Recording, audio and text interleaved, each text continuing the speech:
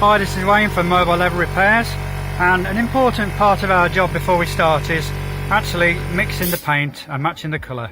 Now we've mixed the paint and we've matched the colour, and now what I'm going to do is I'm going to just spray a little bit onto the seat just to make sure that the colour's absolutely spot on before we start.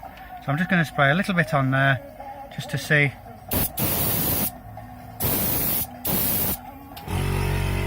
And let's have a quick look and see where we are now. So we dry it off with the gun, and you can see now as the colour dries, it's absolutely spot on.